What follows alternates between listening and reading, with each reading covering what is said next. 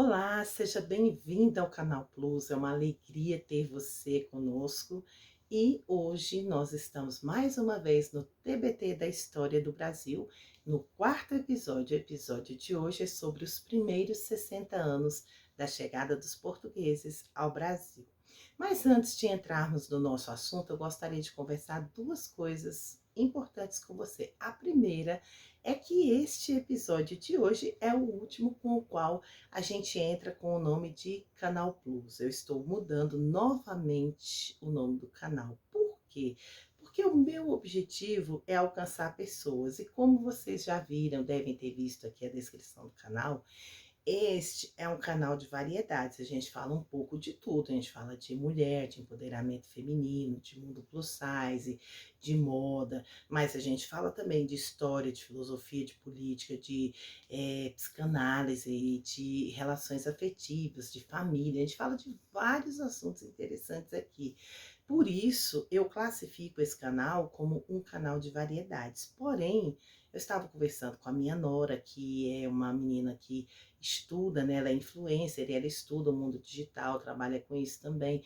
Então ela estava me orientando que eu tinha que fazer um nome que fizesse jus à descrição do meu canal, porque Canal Plus fica uma coisa meio ampla e às vezes o YouTube não entende muito bem e não direciona as pessoas certas. Então ela falou, já que você quer trabalhar com a variedade, você precisa mudar esse nome, tira isso de canal e coloca vlog, porque vlog o YouTube vai entender que você trabalha com a variedade, que você está sempre com uma novidade e ele vai direcionar você até essas pessoas. Então, mais uma vez eu estou mudando.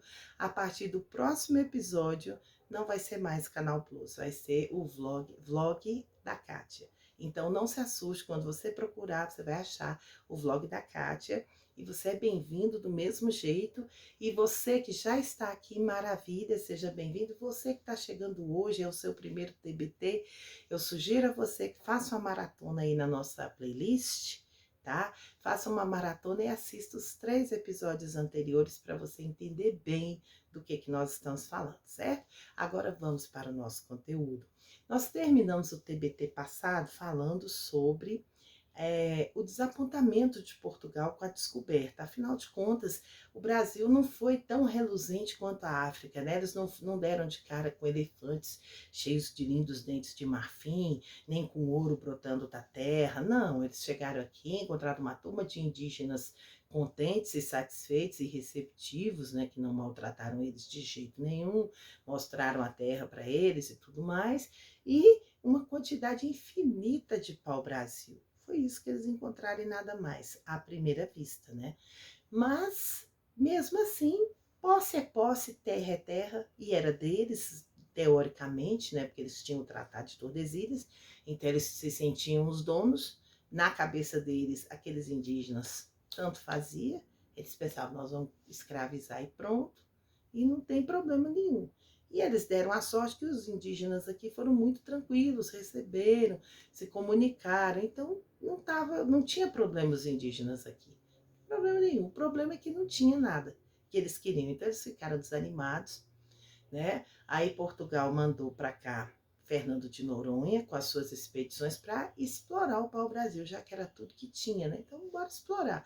Só que eles não deram muito valor, não. Foram embora, deixaram a terra quieta aqui, e Fernando de Noronha ficou aqui trabalhando, coordenando os indígenas, coordenando os portugueses, mandando madeira para Portugal, e haja madeira, e Portugal começou a vender essa madeira, e isso foi se espalhando pela Europa, e progresso atrai olho grande, né? Portugal estava indo muito bem, estava se dando bem na África, conseguiu um caminho alternativo para as Índias, descobriu uma terra nova, essa terra, opa, tem pau-brasil, e o pau-brasil era muito interessante. Por quê? Porque era uma madeira totalmente aproveitada. Por quê? Porque eles partiam o pau-brasil, o miolo tirava o corante, né, que tingia os tecidos. E a madeira era boa, gente. A madeira era ótima para fazer móveis, então era tudo que eles realmente precisavam. Vou mostrar para vocês, vamos ficar no escurinho. Vamos lá, deixa só eu dar isso, tirar um pouco do brilho aqui, pra gente poder, para não doer os olhinhos de vocês. Mas olha aqui que linda essa madeira, essa é o pau-brasil. Observe o tronco como é vermelho. Por isso esse nome pau-brasil vem de origem tupi-guarani, significa Brasil, nós falamos isso na aula passada, significa vermelho como brasa. Então você aí que tem aquela mania de falar, ai, minha bandeira nunca será vermelha, saiba que o nome do seu país é vermelho como brasa, viu? É vermelho. Continuando, olha como é lindo o pau-brasil. Gente, você já imaginou chegar numa praia e encontrar essa árvore tão linda, milhares, milhares dessa árvore maravilhosa, e hoje não tem mais? Ai, parte o coração da gente, né? Olha como ela é enorme, linda, maravilhosa. Imagina quantos passarinhos deveriam viver felizes nessas árvores, hein? E hoje a gente não vê mais um pau-brasil na beira da praia. Você não vê mais nada, acabou. Eles exploraram de uma maneira tão violenta, semelhante ao que estão fazendo na Amazônia hoje, né? Então, eles foram arrancando essa árvore, foram vendendo, vendendo, vendendo, e cresceu o olho dos europeus. E aí os ingleses ficaram interessados, os franceses e os holandeses, e eles começaram a vir passear aqui no Brasil, começaram a mandar expedições aqui, né? O pessoal, os indígenas já estavam acostumados a ver as caravelas, já até identificavam quando que era português, quando que era holandês, quando que era francês, eles já estavam aprendendo a diferenciar, porque cada um tem sua aparência típica, o tipo do navio, então eles já sabiam quem era o visitante que estava chegando. E eles enturmavam, eles não tinham problema com isso, eles eram pessoas dóceis e eles não eram indígenas belicosos, guerreiros, não, eles eram super tranquilos. Então o pessoal chegava de boa, ele dava o presentinho, em troca dos presentinhos eles cortavam a madeira e tudo bem, não tem problema nenhum. Todo mundo era bem-vindo. Aí Portugal ficou pé da vida, falou, pô, que isso? Terra é minha, eu tenho um tratado e esse pessoal fica invadindo a minha terra, eu vou reclamar. Aí começaram a reclamar, vocês não podem ir não, que nós somos os proprietários, nós e a Espanha, nós temos o Tratado de Tordesilhas. Aí o rei francês, muito esperto, disse assim, eu procurei o tal tratado no testamento de Adão e Eva e não encontrei nada a respeito de Tordesilhas. Olha que deboche. E continuou invadindo, eu não estava nem aí, eles vinham mesmo e eles contrabandeavam a madeira e vendiam lá pela Europa e todo mundo feliz da vida, porque era uma madeira muito boa para fabricar móveis, né? E aí isso despertou a fúria de Portugal. E Portugal então resolveu enfrentar a bala e começou a mandar expedições com canhões, com bala, porque eles compravam pólvora na China, né? Compravam armamento, então meteram bala mesmo. Eles começaram a fazer guerra aqui no litoral e para poder controlar o território deles, né? Ah, e detalhe importante. Lembra de uma coisinha que nós conversamos semana passada, que quando Pedro Álvares Cabral chegou, ele achou que era uma ilha, chamou de Ilha de Vera Cruz. Depois, Américo Vespúcio descobriu que não era ilha coisa nenhuma. E aí falou, isso é uma terra, isso aqui na verdade é um continente, é uma terra nova. E aí eles passaram a chamar de Terra de Vera Cruz. Só que esse nome de Vera Cruz foi caindo no esquecimento a partir do momento que o pau-brasil começou a circular na Europa. Então, de todo mundo queria o pau-brasil. Todo mundo, madeira boa, fazia móveis, tingia roupa. Pô, maravilha essa madeira. Então, todo mundo, ai, traz aquela madeira de tinta, aquele pau de tinta lá do Brasil, Brasil, Brasil. E o nome pau-brasil, como vocês já ouviram na aula anterior, né? Vem da língua tupi-guarani e significa vermelho como brasa. Então, o nome Brasil é isso aí, vermelho como brasa. Então, você aí que comete aquele erro, ai, a minha bandeira jamais será vermelha. Saiba que o nome do seu país é vermelho, meu amor. Aceita, vermelho como brasa. É isso. Bom, continuando a nossa aula, né? Então, o nome Vera Cruz caiu por terra. Agora era Brasil mesmo, Portugal também já chamava de Brasil, e todo mundo queria vir para o Brasil. A Holanda, a Inglaterra, a França e Portugal começou a fazer guerra. O negócio ficou feio aqui. Então eles começaram a bombardear e bombardeava navio. E uma das guerras, esse período de guerra durou de 1516 a 1526. Foi 10 anos de muita confusão aí no litoral brasileiro. E uma das brigas aí, comandada por Cristóvão Jacques, uma expedição, foi tão violenta, que eles atacaram os franceses com tanta crueldade que eles enterraram os franceses vivos numa praia aí no Nordeste e não satisfeito ainda, eles ainda, muitos marinheiros portugueses, né, na sua sede, porque quando eles vinham para cá, eles vinham só homens nas embarcações, então eles sentiam falta de mulher, claro que sentiam, então eles abusaram sexualmente de muitos desses franceses. Olha que coisa horrorosa, meu Deus do céu. Abusaram dos coitados, enterraram vivo. Eles. Foi terrível. Um massacre. Veja quanto sangue, né? Para conquistar uma terra, meu Deus. Aí, a partir de 1532, o rei de Portugal falou: vou acabar com essa farra e é já. Aí ele resolveu o quê? Mandou uma expedição com 400 pessoas para essas pessoas morarem no Brasil. E além de morar no Brasil, ele resolveu, porque ele viu que ele sozinho ele não ia dar conta. Né? Portugal, enquanto que aqui na terra brasileira haviam 4 milhões, em torno mais ou menos 5 milhões de indígenas, Portugal só tinha 1 milhão de habitantes, gente. Então, ele ia trazer 1 milhão de portugueses para cá e abandonar Portugal, como é que fazia? Não dava, né? Então, o que ele fez? Ele resolveu dividir para conquistar. Ele dividiu a terra e num projeto audacioso que ele chamou de capitanias hereditárias, ou seja, essas terras passariam de pai para filho. Vamos apagar a luz de novo, vou mostrar para vocês o que o rei resolveu fazer. Olha aqui está o pedacinho, né, de Portugal, pelo Tratado de Tordesilhas.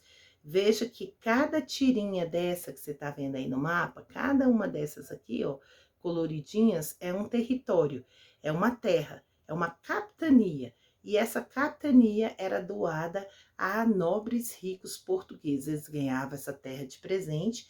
Em troca, eles tinham que produzir, eles poderiam produzir o que quisessem, poderia acabar com o pau-brasil, cortar, fazer buraco, fazer tudo o que desse na telha deles, plantar o que bem entendessem. Eles podiam fazer de um tudo aqui, explorar bastante. E em troca eles pagariam imposto a Portugal. Então o Brasil ficou dividido assim, ó, as capitanias. E muitas dessas capitanias deram origem hoje às cidades, aos estados brasileiros que nós temos na região Nordeste. Então começou por essa pontinha aqui, que era do Pará, e vinha até a capitania de São Vicente. Foram várias capitanias. E nesse processo das capitanias foram surgindo as primeiras cidades. No século XVI surgiu Recife, Salvador, que foi fundada pelos portugueses para ser a capital. Já eu vou explicar isso para vocês, né? Então surgiu Salvador, Recife, Salvador, Rio de Janeiro e São Paulo. São as cidades mais antigas do Brasil, né? Então, para dominar essas capitanias, cada capitania tinha o seu dono, né? Que era o seu donatário. O que esse donatário tinha que fazer? Podia explorar à vontade e ele tinha que mandar a quinta parte de tudo que ele produzisse para Portugal, era o imposto. Então ele deu o quinto para a coroa, o resto era dele. Só que os nobres, quando chegaram aqui com suas fortunas, eles ficaram com medo, porque eles viram os indígenas ali e só viam o pau-brasil, e eles ficaram desanimados, eles pensaram, será que vale a pena investir nisso aqui? Calorão danado, e eles estavam meio reclusos, meio seguros com o dinheiro deles. Aí o que eles fizeram? Caíram matando em cima do pau-brasil. E dali cortar pau-brasil, e dali mandar pau-brasil. E aí começaram a aparecer as clareiras. E lugar onde você tira e não planta nada, vira deserto. E aí começaram a surgir aquelas clareiras tristes lá no Nordeste, igualzinho a gente vê hoje na Amazônia, gente. Ai, que tristeza. Aquelas praias tão lindas, tão cheias de pau-brasil, agora estavam se tornando verdadeiros desertos. E eles foram invadindo, e à medida que eles iam aprofundando nas capitanias, eles descobriam que, passada aquela euforia ali do litoral, o pau-brasil deixava de existir, e aí vinha a caatinga. E a caatinga, todo mundo sabe que é semelhante à savana da África, aquela vegetaçãozinha mais de sertão, mais rasteira, cheia de chique-chique, cheia de cacto, aquelas coisas lá. E aí que eles desanimaram, ah, meu Deus, aqui não tem nada. E aí o medo que eles ficaram, né? Aí voltava para o litoral, deixava o sertão para lá. E nisso, eles pensaram, a gente vai ter que plantar alguma coisa. Já que ficou vazio, ficou sem pau-brasil, a gente não replantou o pau-brasil, não tem mais pau-brasil, e agora nós vamos fazer o quê? Aí eles começaram a plantar uma coisa que estava dando muito certo lá nas ilhas de Cabo Verde, na África, a cana-de-açúcar. Trouxeram cana para cá e haja plantar cana-de-açúcar. E a capitania de Recife foi a que mais prosperou na cana-de-açúcar, lá na região do Nordeste, e mais ao sul, a capitania de São Vicente. Foram as capitanias que prosperaram mesmo. Então, os portugueses vinham para morar, para trabalhar, para investir nos engenhos dessas capitanias, né? E com isso a população de europeus aqui começou a crescer. Os europeus chegavam aqui, eles se enturmavam com os indígenas, as índias mais bonitas, eles se apaixonavam, sequestravam, casavam. Por isso que no Brasil nós temos, principalmente lá no Ceará, você vê demais a presença indígena na cidade e na aparência das pessoas, né? Boa parte ali do cearense tem aquele olhinho puxadinho, por quê? Porque foi onde houve grande relacionamento entre o branco português e as indígenas da terra, né? Ou como eram chamadas, os paulistas tinham mania de chamar de bugre, os indígenas, né? As bugras, tinha muita bugra bonita, né? Muita indígena bonita, então as bonitinhas eles pegavam mesmo e transformavam elas em suas esposas e tinham filhos com elas, e é daí que vem esse nosso povo com o olhinho puxadinho, é dessa mistura de indígena com português. Então vejam, eles foram crescendo aqui no Brasil, começaram a nascer os brasileirinhos, e aí há um detalhe interessante que eu não comentei com vocês, vou comentar agora. Quando o Brasil ganhou o nome de Brasil, o nome veio da madeira, automaticamente quem está aqui ganha o nome de brasileiro. Mas sabe o que significa brasileiro? Você sabia que o termo brasileiro não significa nacionalidade? Sabe o que significa o termo brasileiro? Significa cortador de pau-brasil, ou seja, o termo brasileiro é uma profissão que por sinal não existe mais. E esse apelido de profissão é uma profissão como pedreiro, padeiro, carpinteiro, sapateiro, brasileiro, cortador de pau-brasil. E esse ficou sendo o nosso nome. Nós não temos um nome de nacionalidade, porque a gente deveria se chamar, sabe como? Ou brasiliense ou brasiliano, não brasileiro, porque isso não é nome de nacionalidade, isso é nome de profissão. Aí hoje o que acontece? Todo mundo que nasce aqui é brasileiro, ficou esse erro horrível, e Brasília, que foi construída nos anos 60, que nós ainda vamos estudar, né? Quem nasce em Brasília, quem nasce no Distrito Federal, ganha o lindo nome de brasiliense, mas brasiliense devia ser todo brasileiro, porque brasiliense, sim, é o nome de quem nasce no lugar. Brasileiro, não. Brasileiro é cortador de pau-brasil. Olha como é que nossa autoestima é lá embaixo, né? Nem um nome de nação, igual ter o italiano. O americano é tão afoito que pegou logo, foi o nome do continente. Só americano. Só eles querem ser americanos, né? Mas nós somos também. Aqui também é América. É do Sul, mas é América. Eles são estadunidenses. Americanos somos todos nós. Mas eles não admitem. Eles são os americanos. E a gente, bobo, deixou assim. São os erros do novo continente, né? Os erros graves. Mas voltando aqui, então eles plantaram a cana-de-açúcar e a cana-de-açúcar deu certo. Só que a cana-de-açúcar trouxe um problema. Os indígenas ficaram cansados de ganhar espelho. Finalmente eles abriram os olhinhos.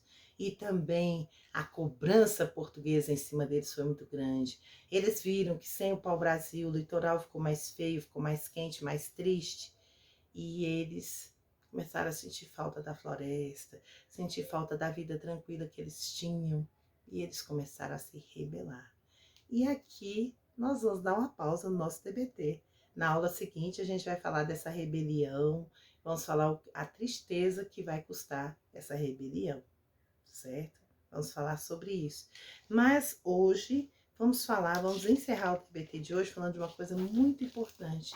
O que nós aprendemos com os indígenas? Sabia que muita coisa que nós temos no nosso país e o mundo inteiro aproveita, os portugueses aprenderam com os índios, com os indígenas e foram passando para nós? Vou falar para vocês. Primeiro, a ganância. Essa é a maior lição e prevalece até hoje nas tribos indígenas. Os indígenas, essa história que falam, ai, o indígena quer se aculturar, o indígena quer viver na cidade. Quer não. Ele quer continuar na tribo dele, na aldeia dele, tranquilo, com a cultura dele. Claro que os indígenas hoje não são mais aqueles de antigamente. Não. O indígena hoje, ele aprendeu a falar o português, a maioria já fala. Eles hoje têm acesso à energia elétrica, algumas aldeias têm, várias têm, eles têm acesso à internet, né? Os índios estão se modernizando. As coisas que são boas para eles, eles acataram, mas ainda tem aldeias, como é o caso da reserva Yanomami, eles são bem tradicionais, eles ainda estão no modo mais puro, mais primitivo. Por isso que deu essa invasão tão grande lá, porque eles querem viver do modo deles. E eles foram violentados nisso, não foram respeitados, né? Mas de modo geral, muitas aldeias já têm um pouco da tecnologia do mundo atual. Não está tão mais desatualizado. Mas eles gostam de viver a tradição deles. Eles têm os costumes deles, de plantar, de colher, não tem a ganância do homem branco. E muitos deles se modernizaram para quê? Para sobreviver, para garantir a sobrevivência da sua etnia, do seu povo. Porque chega um ponto que se eles não começam a interagir e a garantir os direitos deles, porque olha que beleza, hoje nós temos o Ministério dos Povos Originários, nós temos uma ministra indígena, não é? E isso para eles é uma conquista, porque é uma maneira, temos deputados indígenas, isso é muito bom. Eles têm que ter, porque é a maneira deles de se garantir como povo, já que infelizmente para eles vieram os portugueses, tomaram conta. Hoje o Brasil é uma grande nação soberana e o povo, nós que viemos de origem europeia, origem africana e tal, hoje nós somos os cidadãos desse país, né? Então, se eles não se garantirem, eles vão à extinção. Então, para isso que eles têm deputado, é para isso que eles estão correndo atrás. Graças a Deus nós temos um governo agora que olha para eles, já criou o ministério para cuidar deles. A FUNAI já existia há um bom tempo, embora nos últimos 4 anos a FUNAI foi praticamente destruída, mas a FUNAI também, de certo modo, cuidou dos indígenas por muito tempo, demarcou território. Então, assim, são conquistas que eles só conseguem interagindo com os civilizados, né? Então, por isso é muito importante a presença deles. Mas eles não têm a ganância nossa. Eles não brigam, eles querem a terra deles.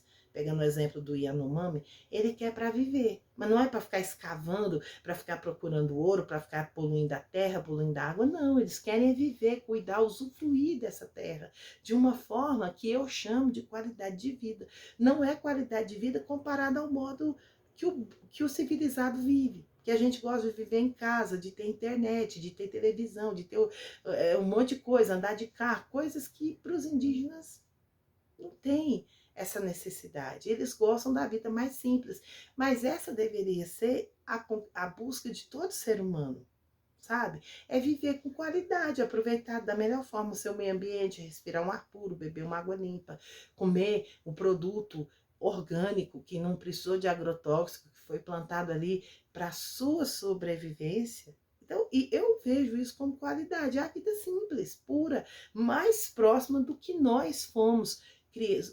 Surgimos aí, né, como a ciência diz, que nós fomos evoluindo, e como a Bíblia, para quem é cristão, né, nós somos criados para dominar a terra, mas dominar da melhor forma, dominar sem destruir, cuidar dos bichos, cuidar da natureza, se alimentar, usufruir dela. Esse é o propósito do ser humano. E eles vivem muito bem. Só que nós, infelizmente, a gente foi.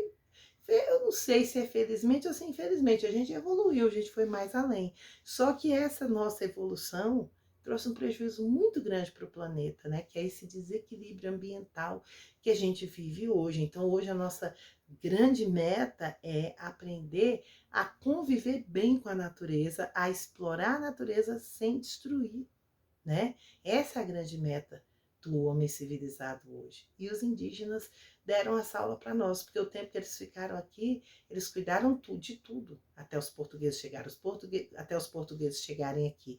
Quando os portugueses chegaram, aí veio a destruição, veio o desmatamento, veio o desequilíbrio, né? Então, nós vamos ver depois o que essa cana-de-açúcar vai fazer com o Nordeste. Em outros encontros a gente vai falar sobre isso. Mas os indígenas não tinham essa ganância, por isso que eles trabalhavam contentes por um tecido que ia cobrir o corpo deles, por um espelho que eles iam poder ficar se olhando, por um objeto que ajudasse sei lá, de repente um machado que ajudava a cortar melhor, uma pá, uma coisa assim. Eles davam valor à amizade, ao bem-estar, a estar feliz, ajudando o próximo, contribuindo com a felicidade. Essa era a visão deles, enquanto o português estava ali explorando, né? Mas eles não se sentiam explorados, por isso que eles trabalharam tanto tempo. Outra coisa que a gente aprendeu com os indígenas foram os hábitos alimentares, coisas que os europeus não conheciam e hoje o mundo inteiro conhece, e eles aprenderam com os indígenas e passaram para nós. Foi comer o caju, maracujá, açaí, guaraná, batata, milho, palmito. Olha quanta riqueza. Claro que o guaraná naquele tempo, eu não sei bem como o índio, como os indígenas trabalhavam o guaraná. Mas hoje nós temos o refrigerante, que vem dessa planta que os indígenas cultivavam, que é o guaraná. Bom, nós aprendemos a dormir em redes. Você sabia que na época que os portugueses chegaram ao Brasil, poucas pessoas tinham cama? A cama era sinal de status, é sinal de riqueza. Uma cama era coisa cara. E quem vinha para cá não trazia cama, não. Nos navios não dava para trazer nas caravelas. E aqui era difícil de fabricar. Então, raramente alguém tinha uma cama. Então, gente, eles descobriram a rede com os indígenas, porque os indígenas sabiam trabalhar o algodão, sabiam fiar daquela forma mais simples, mas eles sabiam fazer as suas redes para dormir. E no início, talvez nem com algodão, de repente fazia com palha mesmo, porque eles sabem trabalhar com a palha, né, dos coqueiros e tudo, mas eles sabiam fazer a rede. E aí os europeus aprenderam a lidar com a rede e a dormir na rede, que é muito melhor você dormir na rede do que dormir no chão duro, né, gente? Naqueles tapetinhos. Quem era rico tinha seus tapetes persa e quem era pobre tinha tapete feito no tear, com a linha, né, com algodão, sei lá. Sabe Deus, né, de como é que eram feitos esses tapetes. Mas dormiu no chão. Bom, vários nomes indígenas fazem parte das nossas cidades, né? São Paulo, principalmente. Como São Paulo tem nome indígena, né? Ibirapuera, Morumbi, Anhangabaú, né? Lá em Fortaleza também você acha muitos lugares com nomes indígenas, né? Como a Praia de Iracema, que tem inclusive a história da Iracema, que é a Virgem dos Lábios de Mel, que no romantismo vai ser contada essa história por José de Alencar. Tem o bairro Messejana, Aldeota, e tem outras coisas mais. Fortaleza, o Ceará, de modo geral, está riquíssimo, repleto da mistura do indígena com o branco português. É muito interessante, eu gostei muito, vi muito isso essas minhas visitas à Fortaleza, foi muito bom, enriquecedor. Viajar é bom, você aprende muito. Então, os nomes desses, né? Icaraí, Piratininga, Iracema, Messejana, o termo carioca, né? Guanabara, tá tão na moda a musiquinha, né? Pega o Guanabara e vem. Pois é, Guanabara é um nome indígena. Nossa, a língua tá cheia desses nomes aí, com cidades pelo Brasil afora, empresas, nome de pessoas e por aí afora. Também um hábito lindo que os indígenas têm, o banho. Europeu não toma muito banho. Sabe por quê? O continente europeu, de modo geral, é gelado, né? Então dá para a pessoa passar vários dias sem pensar num banho. Ainda mais naquele tempo que nem chuveiro existia, não existia aquecedor. Então tomar banho era um negócio complicado. Entrar naquelas banheiras, aí esquenta a água, aí você traz a água esfria. Então a pessoa desanima. A pessoa só tomava banho mesmo quando estava fedendo, quando estava realmente muito necessitado. E aqui eles aprenderam com os indígenas a tomar o banho diário. E é um hábito que vem para nós. Se tem uma coisa que o brasileiro ama, é tomar banho. O brasileiro adora, né? Banho, 2, 3. Tem gente que é tão doida que toma 4 banhos por dia. Acho um exagero, mas enfim, é higiene, né? Então é isso. A gente vai ficando por aqui. No nosso próximo encontro, não se assuste, você vai se encontrar no vlog da Kátia. Me despeço do Canal Plus com esse vídeo e espero vocês no próximo TBT da História do Brasil, onde nós vamos falar do progresso da cana-de-açúcar e o que isso vai causar. Um beijo. Se você não assistiu as outras aulas, aproveite para assistir, maratone aí o nosso canal, dá uma olhadinha. E você que ainda não está no canal, se inscreva, porque a gente fala de muita coisa interessante, tá? Aguardo vocês no próximo TBT. Um beijo. Até quinta.